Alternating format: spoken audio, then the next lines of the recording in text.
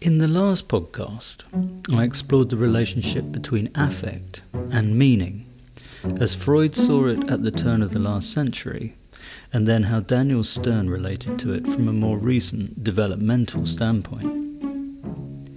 In this podcast, I want to hold on to that theme of affect as a central concept to music psychotherapy, and to link that observable phenomena to the post-Freudian, Kleinian and post-Kleinian world of projective identification, introjective identification and containment, and their relationship to what Esther Bick called a psychic skin.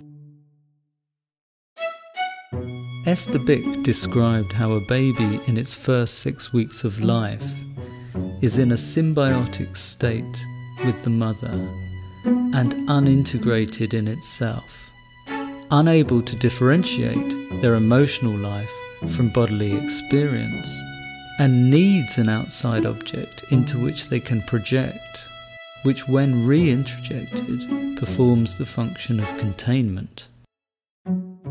This, Bick believes, leads to a sense of integration, cohesion, and a sense of self. The external object is undifferentiated.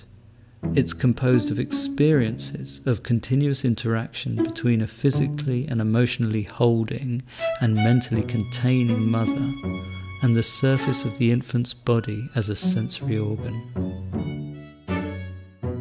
But let's start with Stern and his sequel to the interpersonal world of the infant, The Diary of a Baby, in which he imagines the mind of a 6-week-old infant based on both close scientific and psychoanalytic observation.